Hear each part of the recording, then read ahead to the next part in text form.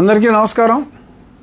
ఇప్పుడే సరిగ్గా 10 నిమిషాల క్రితం సుప్రీంకోర్టులో చాలా బలమైన వాదోపవాదాలు జరిగిన పిదప సుప్రీంకోర్టు ఫైనల్గా జడ శ్రావణ్ కుమార్ గారు వేసిన పిటిషన్ని కొట్టివేయటం జరిగింది. గతంలో స్టే ఎందుకు వచ్చిందో కూడా నేను కొన్ని ప్రెస్ మీట్స్లో చెప్పాను. హైకోర్టులో జరిగిన విషయం అక్కడ తెలియచేయకుండా ex party status quo order తీసుకోవడం జరిగింది. ఖచ్చితంగా విచారణకు వచ్చినప్పుడు విజయం శ్రీరామునిదే అని చెప్పి నేను స్పష్టంగా పేర్కొనటం జరిగింది. ఈరోజు హైకోర్టులో ఉన్న ఆర్డర్స్ అన్నీ కూడా హైకోర్టులో 3 బెంచుల్లో కూడా మరి తోసిపుచ్చిన తర్వాత ఆ సమాచారం అక్కడ పెట్టినందువల్ల ఈ స్టేటస్ కో వచ్చింది అని ఇక్కడ ఉన్న హైకోర్టు ఆర్డర్స్ని మా న్యాయవాది సుయోధన్, మన తెలుగు వ్యక్తి, ఢిల్లీలో స్థిరపడిన తెలుగు లాయర్ సుయోధన్ చాలా ప్రతిభావంతంగా తన ఆర్గ్యుమెంట్స్ వినిపించాడు. రాష్ట్ర ప్రభుత్వం తరపున కూడా ప్రేరణా సింగ్ మన వాదనలో వినిపించడం జరిగింది. అన్ని అనుమతులు సక్రమంగా తీసుకున్న తరువాత అది ప్రభుత్వ స్థలము అని చెప్పి శ్రవణ్ కుమార్ గారి తరపు వాదించిన న్యాయవాదులు మాట్లాడితే 90 సంవత్సరాలుగా అది ప్రభుత్వ స్థలమే.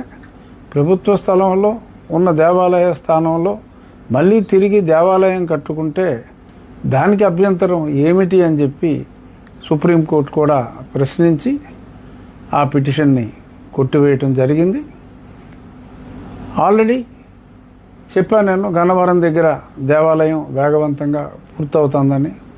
సుమారు 70% పనులు అయిపోవచ్చుని.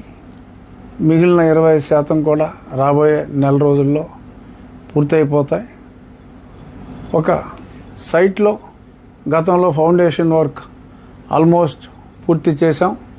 ఇంకొన్ని ఫౌండేషన్ వర్క్స్ రేపు ఉదయాన్నే మళ్ళీ తిరిగి పనులు సైట్లో పునఃప్రారంభించి 2 వారాల తర్వాత ఎరెక్షన్, అంటే ఏ రాయికి ఆ రాయి నమూనా ప్రకారం కృష్ణశిలతో గన్నవరంలో రెడీ అయిన స్టోన్స్ అన్నీ ఆ డిజైన్ ప్రకారం తీసుకొచ్చి అతి త్వరలో, ఇంకా మా ఎస్టిమేషన్ గతంలో చెప్పినట్టే ఎటువంటి ఆలస్యం జరగదు, నవంబర్ నెలకి పూర్తి చేస్తామని చెప్పాను.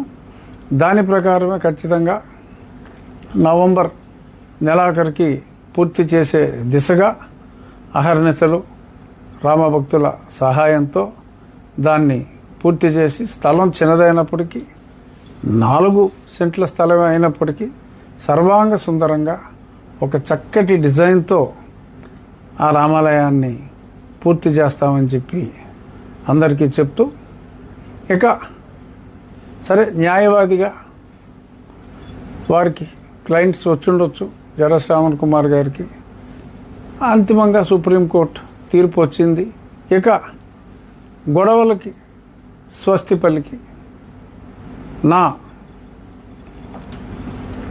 మొత్తం అందరికీ కూడా నేను చెప్పేది, అన్ని మతాల వారికి కూడా నేను చెప్పేది ఏంటంటే, మత సామరస్యంతో మనం ఉండాలి.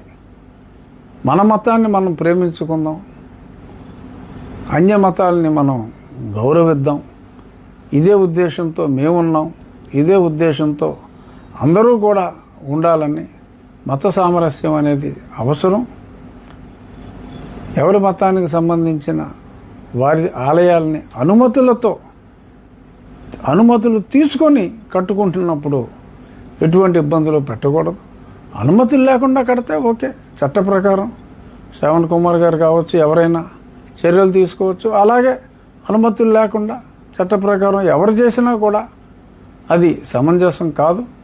అనుమతులు ఉన్న చోట ఇబ్బంది పెట్టడం సమంజసం కాదు అని మరొకసారి అందరికీ విజ్ఞప్తి చేస్తూ, మత సామరస్యంతో మనం అందరం కలిసిమెలిసి ఉందాము. మన దేవుణ్ణి మనం పూజించుకుందాం. అన్యమతానికి సంబంధించిన దేవుళ్ళని గౌరవించుకుందాం అని చెప్పి మరొకసారి తెలియజేస్తూ జై శ్రీరామ్. ఈ పోరాటంలో శ్రీరాముని విజయాన్ని ఆకాంక్షిస్తూ కొన్ని లక్షల మంది ప్రజలు నాకు రెగ్యులర్గా మెసేజెస్ చేశారు. వారందరికీ కూడా నా హృదయపూర్వక నమస్కారాలు, పాదాభివందనాలు. ధన్యవాదాలు.